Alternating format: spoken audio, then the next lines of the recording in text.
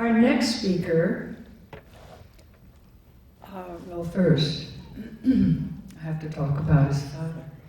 Leo Pearlstein is a food expert, and in 1950 he started Lee and Associates Public Relations, a very successful company specializing in promoting various food items, including most of the California Department of Agriculture products: Danish cheese, Hawaiian papaya, Mexican shrimp, and many others. Leo met Francine decades ago, and she was an exceptionally good friend of Leo and his family, including his two sons, Howard and Frank, who also became partners in the family business. When Francine was on Days of Our Lives, Francine used to practice her scripts with Leo's wife, Helen. Being an excellent cook, Francine became the spokesperson for their company, promoting various foods on television, including turkey, Mrs. Cobison's stuffing, prunes, eggs, and other food products. Leo is in attendance today, and speaking on his behalf of his family's close relationship with Francine, here is his son, Frank. Please, welcome Frank Pearlstein.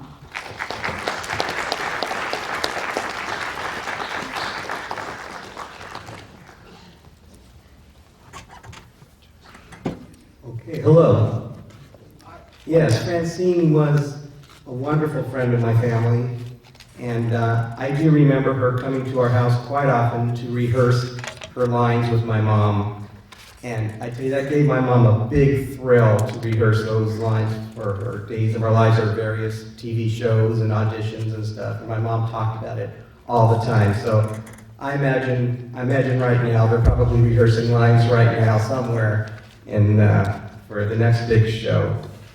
But what I'm going to talk about is our other family, our business family, Lee and Associates family, where Francine was a wonderful spokesperson for all of our food products, and she'd appear on television shows and radio interviews and magazine photo shoots.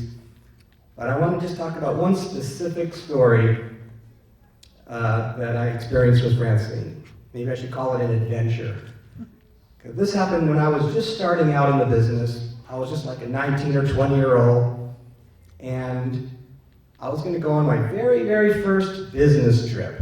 And this was going to be with Francine York to San Diego, where Francine was going to be doing a live cooking demonstration on the morning show. I think it was called Sun Up or something like that. And this was going to be like a week before Thanksgiving, and she was going to talk about, creative ideas to do for your Thanksgiving meal. So I'm really excited about this. And so we go to San Diego the day before. Now, being a morning show, we had to be at the station, I think around 5:30 in the morning to do setting up, which meant we had to get ready at around 5 in the morning to pick up the turkey at the kitchen of the hotel and all that sort of stuff. So, needless to say, we both got an early start the night before, and everything was going great. Went to bed early, blah, blah, blah. Well, somehow things changed. At around 1 o'clock in the morning, I was awakened from my sleep with a banging on my door. And I get up and I look through the peephole of my door, and it's Francine.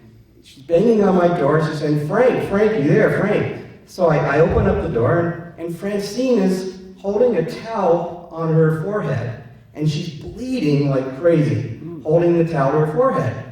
So, wow. So she comes, let her in my room, so I didn't know what to do, so I did what any normal 20-year-old kid would do, is I called my parents and woke them up and asked, I told them what's going on. So my parents said, well, call the hotel, so which I did.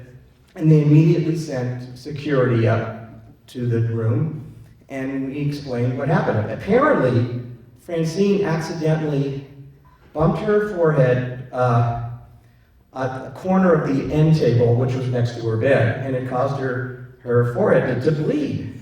And it wouldn't stop bleeding, and it was bleeding and bleeding. She's holding up the towel. So then the hotel, they called an ambulance.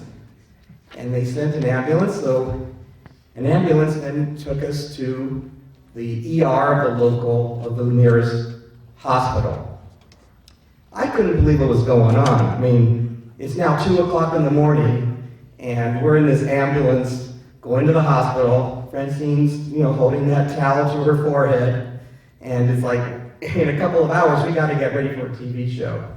So this is amazing. So all I can say is we got to the ER, and they basically put some stitches in her forehead, and she was okay. They sealed her up, and then they put this nice big Band-Aid on her forehead. So, okay, the show must go on. So, we get back to the hotel, and I think it's now like 3:30 in the morning. So I'm thinking, my God, in the next 90 minutes, we got to get ready for this TV show. So I don't think either one of us got any sleep that night. But now it's time for the TV show. We go to the station, and I got to tell you, I was just so impressed with how calm Francine was, how poised Francine was, and basically how professional she was. I was impressed. I remember in the dressing room, she had to rearrange her hairstyle. So she would then comb her hair down so she had bangs, which she didn't have at the time. And it covered up the Band-Aid, which was right smack in the middle of her forehead.